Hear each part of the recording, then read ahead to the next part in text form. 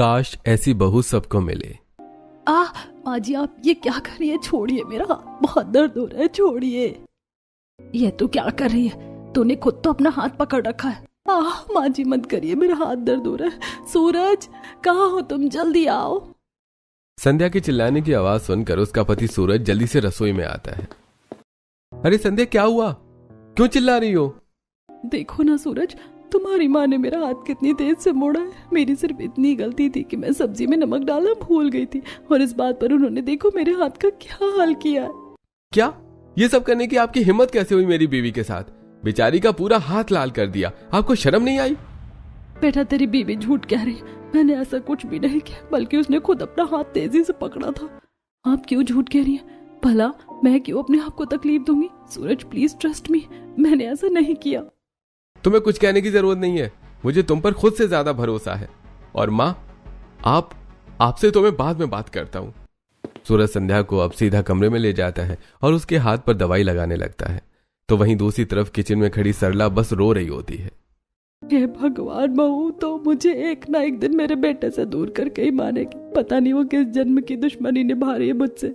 ये तो मुझे पहले ही छोड़कर जा चुके, और अगर कहीं मेरा बेटा चला गया तो फिर मेरा क्या होगा?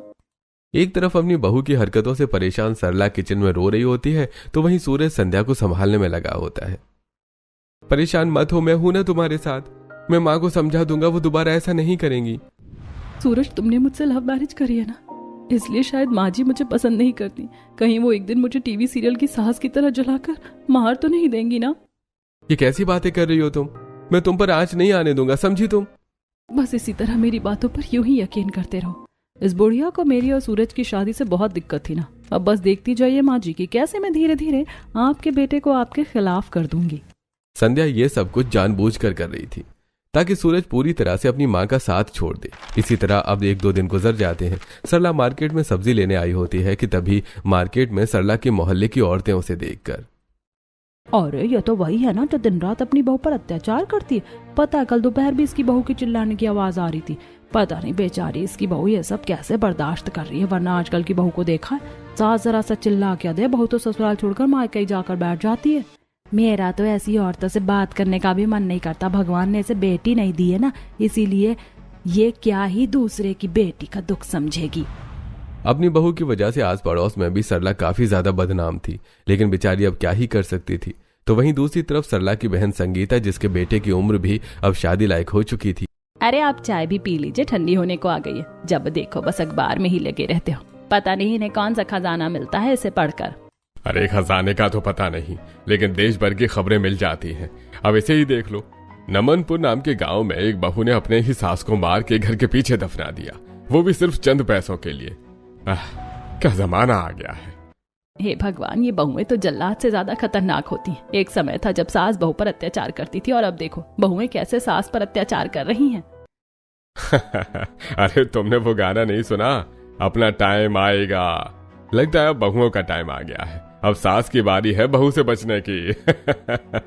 आप तो बस हर चीज का मजाक ही उड़ाते रहो, मुझे तो आपसे बात ही नहीं करनी है, मैं चली घर के काम करने। इतना कहकर संगीता चली जाती है और घर के सारे काम निपटा कर अपनी बहन सरला को कॉल करती है। कभी तू भी कॉल कर लिया कर, तुझे याद नहीं आती क्या मेरी? कैसी है? मैं ठीक हूँ, तेरी आवाज को क्या हुआ? कोई बात हुई है क्या? बता, मुझे परेशान सी लग रही है। क्या बताऊं सरला, मेरी बहू ने तो मेरा जीना हराम कर दिया है। रोज मेरे बेटे से मेरी चुगली करती है और मेरा बेटा भी सिर्फ उसी की बात सुनता है। तू मान भी तो गई थी अपने बेटे की लव मैरिज के लिए। बहुएं तो होती ही बुरी हैं, लेकिन कम से कम अरेंज मैरिज करके लाती तो थोड़ा उसके बारे में तुझे पता तो होता। मैं तो 100 रिश्ता देखने के बाद ही अपने बेटे के लिए कोई लड़की पसंद करूंगी जो सच में एक अच्छी बहू बने। अपनी बहन की बहू की हरकतों को सुनकर संगीता को बहू को लेकर और थोड़ी घबराहट शुरू हो जाती है। दरअसल आज के माहौल को देखकर संगीता बहू से काफी ज्यादा डरा करती थी। ऐसे ही कुछ समय गुजरता है। संगीता छत पर अपने गीले बालों को सुखा रही होती है कि तभी वो देखती है कि उसकी पड़ोसन नीलम एक पैर से लंगड़ाते हुए छत पर कपड़ों से भरी बाल्टी लेकर आई है और उन्हें सुखा रही है। ये देखकर संगीता, अरे नीलम, तुम्हारे पैर में क्या हुआ और ऐसी हालत में तुम छत पर कपड़े सुखाने आई हो? तुम्हारी बहू कहाँ है? संगीता, तुम्हें तो पता है मेरी बहू की आदत, इस वक्त वो कहाँ होगी? अपने दोस्तों के साथ घूम रही होगी। सोचा था बहू आएगी तो इस बुढ़ापे में थोड़ा सहारा मिल जाएगा, लेकिन मेरी बहू ने तो मुझे ही नौकरानी बनाकर रख दिया है मेरा बेटा भी बस मेरी बहू के इशारों पर ही चलता रहता है। तुम्हें देखकर तो मुझे अपनी बहन की याद आ गई। वो भी बेचारी अपनी बहू से इतनी ही परेशान है, बस रोना आता है मुझे। पता है कल मैं बाथरूम साफ करते हुए फिसल कर गिर गई। मुझे उठाने की बजाय मेरे पर हंस रही थी। दर्द में भी घर के सारे काम करवा रही है मुझसे वो। कभी कभी तो ऐसा लगता है कि मैं अपने बेटे की शादी ही ना करवाऊं। अगर मेरी भी बहू ऐसी ही आ गई तो फिर क्या होगा। सही सोच रही हो तुम, अपने बेटे की शादी मत करवाना, वरना जो अभी सुकून से सांस ले रही हो ना, ये भी नहीं ले पाओगी। बहन के साथ साथ अपनी पड़ोसन नीलम का भी दुख देखकर संगीता को काफी ज्यादा बुरा लगता है। ऐसे ही हफ्ता भर गुजरता है। आज संगीता अपनी कुछ सहेलियों के साथ बाहर बाजार आई होती है। अब क्या बताऊं तुम लोगों को, मेरी बहू हो एक नंबर की आलसी है। घर का कोई काम नहीं करती, बस पूरा दिन फोन ही चलाती है। मेरी बहू के भी ऐसा ही हाल है। मेरे सामने तो चेरनी बन जाएगी और पति के सामने भीगी बिल्ली बन जाती है। मेरा बेटा वो तो कुत्ते की दुम की तरह बस उसके पीछे ही घूमता रहता है। कभी कभी तो लगता है उसको मैंने नहीं बल्कि उसकी पत्नी ने ही जन्म दिया है। बस बहुओं की ही बातें करती रहोगी। इतने समय के बाद मिल रहे हैं हम, कोई और बातें नहीं है क्या? तुम तो ऐसा बोलोगी ही, तुम्हारी बहू थोड़ी ना है। कल को जब तुम्हारी भी बहू आ जाएगी ना, तो तुम भी हमारी तरह अपनी बहू की बुराई करती फिरोगी। अपनी सहेलियों की बात सुनकर अब संगीता भी सोच में पड़ जाती है। तो वहीं शाम में जब संगीता बाजार से घर लौटती है तो अच्छा वो संगीता तुम आ गई। मैं कब से तुम्हारा इंतजार कर रहा था। पता है हमारे संजय के लिए एक अच्छे से घर सा रिश्ता आया है और कल हम वहीं देखने जा रहे हैं। अभी हमारे बेटे की उम्र ही क्या है, इतनी जल्दी शादी की क्या जरूरत है? देखिए मैं बहू लाने में कोई जल्दबाजी नहीं करना चाहती। कल को पता चले कि मेरा मेरी बहन और पड़ोसन जैसा ही हाल हो रहा है। बस तुम कुछ ज्यादा ही सोच रही हो, हर कोई एक जैसा नहीं होता। कमलेश के समझाने पर संगीता समझ जाती है और अब अगले दिन संगीता और कमलेश अपने बेटे संजय के लिए एक छाया नाम की लड़की का रिश्ता देखने के लिए जाते हैं। बहन जी आपकी लड़की को बुला दीजिए। आप लोगों से तो मिल लिए, अब आपकी बेटी से भी मिल लेते। बस वो आती होगी। ममता इतना बोल ही रही होती है कि तभी ममता की बेटी छाया एक वेस्टर्न ड्रेस पहनकर सबके सामने आती है और बिना किसी को नमस्ते करे ही सोफे पर बैठ जाती है। ये लीजिए आ गई मेरी बेटी। वैसे बेटा तुम क्या हमेशा इसी तरह के कपड़े पहनती हो? मेरा मतलब कि जब किसी लड़की का रिश्ता आता है तो लड़की सूट सलवार साड़ी पहनती है और तुमने इतने छोटे कपड़े पहने हैं।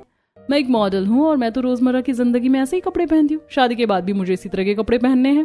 बेटा अब कपड़ों को लेकर हम क्या ही बोले, आजकल तो हर कोई ऐसे ही कपड़े पहनता है। वैसे तुम ये बताओ कि तुम्हारा परिवार को लेकर क्या ख्याल है? अंकल मुझे जॉइंट फैमिली में रहने का कोई शौक नहीं है, स्पेशली सास ससुर के साथ तो वो बहुत ट्रॉमेटाइज होते हैं। इसीलिए शादी के बाद तो मैं अपने हस्बैंड के साथ अकेले रहूंगी। हमारे घर में है ही कितने लोग, कुल मिलाकर 3 और बहू आ जाएगी तो 4 हो जाएंगे। हाँ लेकिन मुझे सास ससुर के साथ रहना बिल्कुल भी पसंद नहीं है। तुम तो हमारे मुंह पर कह रही हो कि शादी के बाद तुम हमारे बेटे को अलग कर दोगी। इस तरह की लड़कियां किसी को भी नहीं चाहिए। बहन जी जरा कुछ संस्कार दीजिए अपनी बेटी को, वरना ये तो घर जोड़ने से पहले ही तोड़ के रख देगी। हमें नहीं करनी ऐसी लड़की से अपने बेटे की शादी। आज के जमाने में आप लोग क्या सती सावित्री जैसी बहू एक्सपेक्ट कर रहे हैं? अगर मिल जाए ना तो मेरा नाम बदल दीजिएगा। छाया की बात सुनकर संगीता और कमलेश अब वहां से चले जाते हैं और इसी तरह अब कुछ दिन गुजर जाते हैं और आज संगीता अपनी बहन सरला से मिलने के लिए उसके घर आई होती है और जैसे ही वो उसके घर पहुंचती है तो देखती है कि उसकी बहन सरला पट्टी बांधे हाथ के साथ पोछा लगा रही है। ये देखकर संगीता, अरे सरला ये क्या तुम्हारे हाथ में ये चोट कैसे लगी और ऐसी हालत में तुम पोछा क्यों लगा रही हो? संगीता तुम यहाँ ऐसे अचानक, बताया क्यों नहीं आने से पहले? संगीता फौरन सरला को उठाती और उसे सोफे पर बिठा देती है कि तभी वहां हैंडबैग लिए सरला की बहू संध्या आती है। मैं बाहर शॉपिंग के लिए जा रही हूँ, आने से पहले खाना बना देना, ठीक है? संध्या ये तुम्हारी सास है या कोई नौकरानी? तुम इस तरह से ऑर्डर कैसे दे रही हो? और तुम्हारी सास के हाथ में चोट लगी है और तुम हो कि बाहर शॉपिंग के लिए जा रही हो। पता है ऐसी हालत में मेरी बहन पोछा लगा रही थी। तो मैं इस घर की बहू हूँ, कोई नौकरानी नहीं। और अगर इतना ही तरस आ रहा है अपनी बहन पर तो इन्हें अपने घर ही ले जाइए, मुझे कोई दिक्कत नहीं है, ठीक है? इतना कहकर संध्या वहां से मुंह बनाकर चली जाती है जिसे देखकर संगीता, सरला तुम्हारी बहू तो सच में बहुत बुरी है। एक समय था जो हमारी सास के सामने हमारी चू नहीं निकलती थी और ये आजकल की बहुएं हैं। मुझे तो अब सच में अपने बेटे के लिए बहू नहीं लानी। अपनी आंखों के सामने ये चीज होता देखकर संगीता और ज्यादा घबराने लगती है। लेकिन उसे क्या पता था कि जिस चीज से वो आज इतना डरती आई थी वही चीज अब उसकी जिंदगी में एकदम से होने वाली थी। संगीता और कमलेश आराम से हॉल में बैठकर चाय पी रहे होते हैं। तभी उनका बेटा संजय वरमाला पहने अपनी गर्लफ्रेंड सोनम से शादी करके उसे घर ले आता है, जिसे देखकर संगीता और कमलेश, ये सब क्या है? ये कोई मजाक तो नहीं? तूने शादी कर ली? अरे इतनी भी क्या पड़ी थी तुझे शादी करने की? सोनम मेरी गर्लफ्रेंड है और मैं जानता था कि आप कभी भी मेरी लव मैरिज नहीं करवाती, इसलिए मैंने आज सोनम से मंदिर में शादी कर ली। माँ जी, पापा जी, हमें माफ करिएगा, लेकिन हम एक दूसरे से बहुत प्यार करते थे और हम एक दूसरे के बिना नहीं रह सकते थे। लेकिन आप फिक्र मत करिए, आपने जैसी सोची थी ना, मैं उससे भी अच्छी बहू बनकर दिखाऊंगी आप लोगों को। अरे अपना ये ढोंग बंद करो, मुझे पता नहीं है क्या बहुएं कैसी होती हैं। अभी जितनी बड़ी बड़ी बातें कर रही हो ना, कल को हम बुड्ढा बुड्ढी को जूते में पानी पिलाओगी। ये भगवान, अगर अरेंज मैरिज करती तो कम से कम बहू देख दिखा कर तो लाती, लेकिन ये तो खुद ही अपनी मर्जी से ले आया। अब क्या होगा हमारा? देखो संगीता, जो होना था सो हो गया। अब इस तरह परेशान होकर कोई फायदा नहीं है। अरे जो भी हो, बहू तो यही है हमारी, एक्सेप्ट तो करना ही होगा। बहू को लेकर संगीता पहले से ही काफी परेशान थी, लेकिन अब अपने बेटे की हरकत के बाद उसके दिल में डर बैठ गया था। अपने पति के समझाने पर संगीता सोनम को एक्सेप्ट तो कर लेती है, लेकिन काफी परेशान होती है। और अगले दिन सुबह 6 बजे, सुबह के 6 बज गए, अभी तक ये महारानी सो ही रही होंगी। देखना 10 बजे के पहले तो उठने से रही, ऊपर से लव मैरिज करके आई, तो इसके तो और नखरे ही होंगे। संगीता अपनी बहू के बारे में ये सब बोल रही होती है कि तभी संगीता की बहू सोनम हाथों में चाय की ट्रे लिए उसके कमरे में आती है, जिसे देखकर संगीता, अरे बहू, तू इस वक्त तो इतनी जल्दी उठ गई और हमारे लिए चाय बनाकर लाई है? माँ जी, वैसे तो मैं 5 बजे उठ जाती हूँ, लेकिन आज 10 मिनट लेट आंख खुली थी। ऊपर से तैयार होने में भी टाइम लग गया, वरना मैं चाय के साथ नाश्ता कमरे में ही लेकर आती। आप और पापा जी चाय पी लीजिए, मैं तब तक नाश्ता लगा देती हूँ। इतना कहकर सोनम चाय की ट्रे रखती है और सीधा किचन में जाकर नाश्ते की तैयारी करती है। तभी कमलेश भी उठ जाता है और ये देखकर, तुम तो खामखा बहू को लेकर इतना परेशान हो रही थी। कितनी संस्कारी बहू है हमारी, ऐसी होती है अच्छी बहुएं। अरे ये तो बस नाटक करिए, शादी का पहला दिन ही तो है, आगे आगे देखते जाइए। संगीता को अपनी बहू पर रत्ती भर भी विश्वास नहीं था। तो वहीं दूसरी तरफ सोनम किचन में तरह तरह के पकवान बनाती है। थोड़ी देर में सभी लोग नाश्ते के लिए डाइनिंग टेबल पर आ जाते हैं और जब सभी सोनम के हाथ का खाना खाते हैं तो, बहू सच सच बताओ, तुम्हारा कनेक्शन कहीं शेफ संजीव कुमार से तो नहीं है? कितना बढ़िया खाना बनाया है तुमने, मजा आ गया खाकर। पापा जी, मुझे खाना बनाना काफी पसंद है। मायके में भी मैं अक्सर अलग अलग तरह की चीजें बनाती रहती थी। माँ, अब तो आपकी रसोई से परमानेंट छुट्टी हो गई, अब आपकी बहू ही सब संभाल लेगी, आप आराम करना। हाँ, वो भी सिर्फ मुश्किल से 4 दिनों के लिए, उसके बाद तो मुझे भी ये नौकरानी की तरह ही ट्रीट करेगी। संगीता बस बाहर से अपनी बहू से खुश होने का दिखावा करती और मनी मन उसे काफी ज्यादा नापसंद करती है। इसी तरह हफ्ता भर गुजर जाता है। संगीता आराम से हॉल में सोफे पर बैठी होती है, तो वहीं सोनम आराम से झाड़ू लगा रही होती है, जिसे देखकर, अभी कितने शौक से घर के काम कर रही है, कुछ टाइम के बाद ये महारानी यहाँ सोफे पर बैठेंगी और मैं झाड़ू लगा रही हूँगी। संगीता इतना सोच ही रही होती है कि तभी उसकी पड़ोसन कौशल्या मिठाई लेकर संगीता के घर आती है, जिसे देखकर सोनम झाड़ू रखकर कौशल्या के पैर छूती है। जुग जुग जियो बहू। संगीता, तुम्हारी बहू की आदत तो अच्छी है, जब भी आओ पैर छूती है। अब ऐसे मैं ये मिठाई लेकर आई थी, वो हमने एक नया प्लॉट लिया है ना, उसी की है। चलो जल्दी से अपना मुंह खोलो। आंटी जी, माँ जी को शुगर है और उन्हें डॉक्टर ने मीठा खाने के लिए सख्त मना किया। आप बहुत प्यार से लाई हैं, लेकिन मेरे लिए उनकी सेहत बहुत इंपॉर्टेंट है और अभी तो उनकी दवाई का टाइम भी होने वाला है। बहू, तुम्हें तो अपनी सास की तबीयत की काफी फिक्र है और एक मेरी बहू है। साल भर से मेरे घुटने में दर्द है, लेकिन एक बार भी उसने इनका हाल नहीं पूछा। चलो अच्छा है, किसी की तो बहू अच्छी है। कौशल्या की मुंह से अपनी बहू की तारीफ सुनकर संगीता को अच्छा तो लगता है, लेकिन वो पुरानी चीजों को नहीं भूल पाती। इसी तरह कुछ दिन गुजरते हैं और आज मोहल्ले में एक बहुत बड़ा सत्संग होता है, जिसके लिए संगीता जब नीलम को बुलाने के लिए उसके घर आती है तो देखती है कि कम से कम आज तो ढंग के कपड़े पहन ले, इस तरह के कपड़ों में जाएगी तो सत्संग में लोग क्या कहेंगे? कम से कम इज्जत का तो सोच। आपकी इज्जत माय फुट, मैं कैसे भी कपड़े पहनूं, आप होती कौन है मुझे रोकने वाली? छोटे कपड़ों को लेकर मोनिका का अपनी सास को इस तरह जवाब देना संगीता को बिल्कुल भी अच्छा नहीं लगता।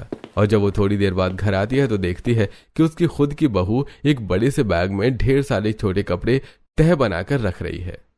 इतने सारे छोटे कपड़े जरूरी है इसके होंगे, अभी तक तो संस्कारी बने घूम रही थी, लगता है अब ये भी छोटे कपड़े पहनना शुरू करेगी। संगीता अब सीधा सोनम के कमरे में आती है। बहू, ये सारे कपड़े तेरे हैं, अब तू इन्हें पहना करेगी? माँ जी, कपड़े तो मेरे ही हैं, लेकिन मैं इन्हें पहनूंगी नहीं। ये सब तो मैं शादी से पहले पहना करती थी।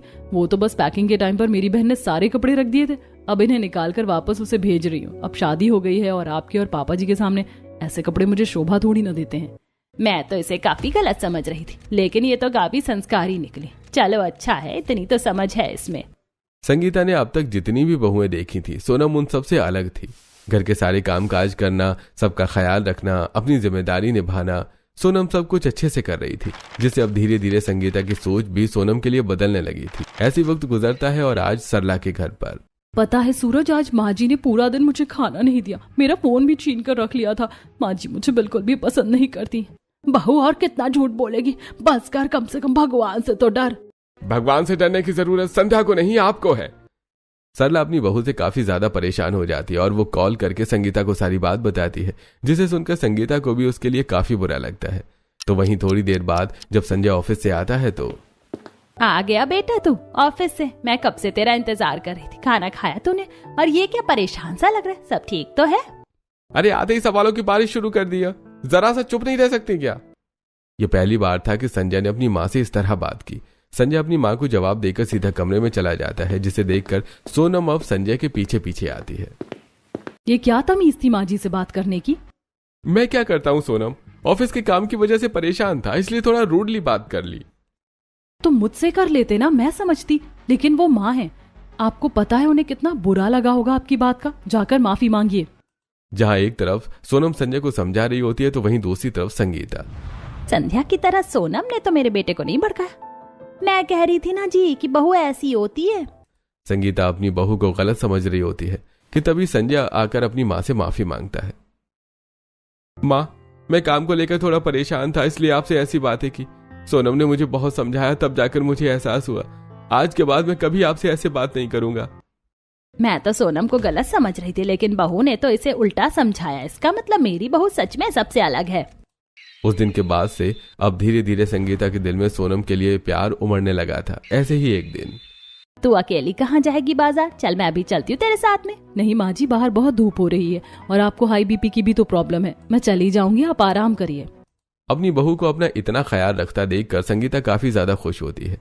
सोनम के बाजार जाने के बाद अब संगीता टीवी पर क्राइम पेट्रोल देख रही होती है कि तभी उसे उसमें देखती है कि कैसे एक बहू ने साजिश करके अपनी सास को जान से मार दिया, जिसे देखकर हे भगवान, मैं तो अपनी बहू को इतना अच्छा समझ रही थी, लेकिन कहीं मेरी बहू ने भी ऐसा कर दिया तो?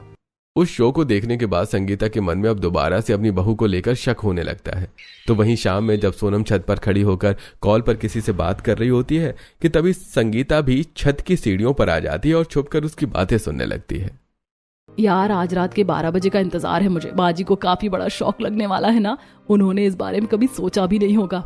भगवान, ये किस शौक की बात कर रही है? कहीं मुझे बिजली का झटका देकर मार तो नहीं देगी? अब क्या करूं मैं? संगीता काफी ज्यादा डर जाती है। रात के तकरीबन 12 बजने ही वाले होते हैं तो वहीं संगीता कमरे का दरवाजा अंदर से बंद कर डर रही होती है। एक तो ये संजय पार्टी में चला गया और ये भी किसी काम से बाहर गया। अब क्या करूं मैं? संगीता घबरा रही होती है कि तभी उसके दरवाजे पर जोर जोर से खटखट होने लगती है। हे भगवान, अब इस वक्त कौन है? मेरी रक्षा करना भगवान। संगीता डरते डरते जैसे ही दरवाजा खोलती है तो देखती है कि सामने उसकी बहू, पति और बेटा हाथों में केक लेकर खड़े हैं। और संगीता के दरवाजा खोलते ही वो पार्टी प्रॉपर फोड़ते हैं और सभी साथ में उन्हें बर्थडे विश करते हैं। अरे जन्मदिन की ढेर सारी शुभकामनाएं मेरी संगीता। आप दोनों तो बाहर गए थे ना, तो यहाँ जाना कैसे? और क्या आज मेरा जन्मदिन है? आपके साथ साथ हम भी ये बात भूल गए थे, लेकिन सुबह ही हमें सोनम ने याद दिलाया। पता है, सारी प्लानिंग उसी ने करी है। इसमें मेरी फ्रेंड ने भी मेरी मदद करी। छत पर खड़े खड़े मैंने उसके साथ सारी प्लानिंग कर ली थी। और ये देखिए, मैंने केक भी बनाया है, वो भी शुगर फ्री। आज तो आप भी जी भर के केक खा सकती हैं। अब संगीता को अपनी बहू पर पूरी तरह से विश्वास हो चुका था और कहीं ना कहीं संगीता के मन से औरों की बहू को देखकर जो डर था अब वो भी खत्म हो गया था। ऐसे समय गुजरता रहता है और सोनम अपनी सास के साथ बहू कम एक बेटी की तरह बनकर ज्यादा रहती है। माँ जी, आप कहीं बाहर जा रही हैं क्या? तो मैं भी अपने फ्रेंड से मिलने जा रही हूँ। वो कुछ बैंक का काम था ना, तो वहीं जा रही हूँ। तो माँ जी, मैं भी आपके साथ चलती हूँ। आप कहाँ बैंक में जाकर अकेली परेशान होंगी? अरे नहीं बहू, तो अपनी सहेली से मिलने चली जा। मैं चली जाऊंगी आराम से। मैं आपके साथ चलती हूँ। दोस्तों से तो मैं फिर कभी और मिल लूंगी। सोनम अपना प्लान कैंसिल करके अपनी सास के साथ बैंक जाती है और अब बैंक के बाद वो अपनी सास को एक बड़े से सैलून में ले जाती है। तुम मुझे यहाँ क्यों लेकर आई है? भला यहाँ मेरा क्या काम? धूप में घूमकर आपके सर में दर्द हो रहा होगा ना, इसीलिए मैं आपको यहाँ ले आई। यहाँ पर काफी अच्छा हेड मसाज होता है। सोनम अपने साथ साथ अपने सास का भी हेड मसाज करवाती है, जिससे दोनों को काफी रिलैक्स फील होता है। माँ जी, अच्छा लग रहा है ना?